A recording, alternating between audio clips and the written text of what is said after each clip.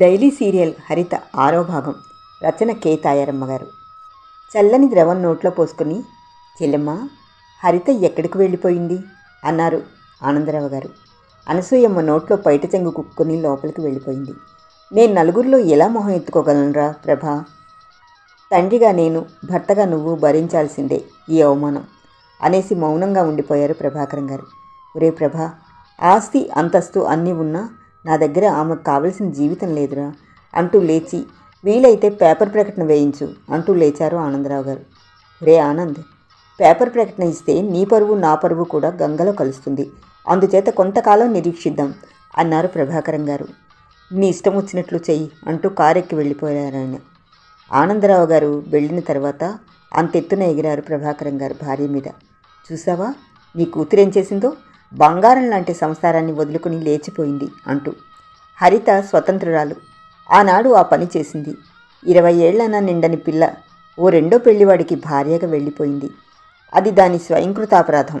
నవ్వుతూ తుళ్ళుతూ తిరగాల్సిన వయసులో మహత్తరమైన భారాన్ని మోస్తోంది. డబ్బు, నగలు, అంతస్తు మనిషిని రక్షిస్తాయా? ఏ వయసుకి ఉండవలసిన ముద్దు ముచ్చట్లు ఆ వయసుకు ఉండాలి కానీ అంది అనసూయమ్మ దుఃఖాన్ని దిగమింగుతూ. అను, మనం హరిత పెళ్లి చేయగలమా? మార్కెట్లో పెళ్లి కొడుకుల ధర ఎలా పలుకుతోందో నీకు మాత్రం తెలియందేముంది? ఆనందరావు యోగ్యుడు, వయసులో పెద్దవాడైన మనసున్న మనిషి. అమ్మాయి బతుకి ఓ ఆలంబన ఏర్పడిందని పొంగిపోయాను. 2 తరాలు తిన్నా తరగని ఆస్తి. ఆ ఒక్క మగ పిల్లవాడు పెరిగి పెద్దవాడైతే హరితకి ఏ బాధ ఉండదని అనుకున్నాను. కానీ నా అంచనా తారుమారైంది. ప్రభాకరం గారి గొంతు బొంగురుపోయింది. అనసూయమ్మ మరేం మాట్లాడలేదు. 4 రోజులు గడిచిపోయినా హరిత జాడ తెలియలేదు. ఆస్తి పంచమంటూ కూతుళ్లు పెట్టే ఆరడి భరించలేకపోతున్నారు ఆనందరావు గారు. రోజు రోజుకు ఆయన క్షీణించసాగారు. ఏ క్షణంలోనైనా తండ్రి కాస్త హరీమంటే ఆవిడ గారు కాస్త కొడుకుతో సహా వచ్చి ఆస్తి కాస్త పట్టుకుపోతుంది. తన చేతికి చిల్లిగవ్వ కూడా రాదు. అందుకే ముందు జాగ్రత్త పడాలనుకున్నారు కూతుళ్ళిద్దరూ.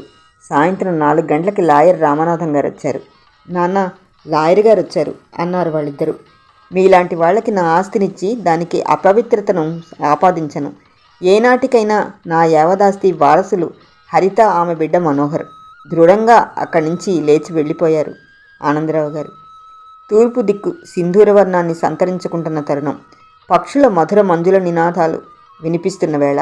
వేపపుల్లతో పళ్ళు తోముకొని ముఖం కడిగి మేకలకి బర్రెలకి పాలు పితికి బిందెల్లో పోశాడు సత్యం. లేగల్ని గుంజలకు కట్టి బర్రెల్ని మేతకి వదిలి పాలబిందెల్ని సైకిల్కి కట్టి బయలుదేరాడు. అంకుల్, ఎక్కడికి పోతున్నావు అని అడిగాడు బాబు సశేషం.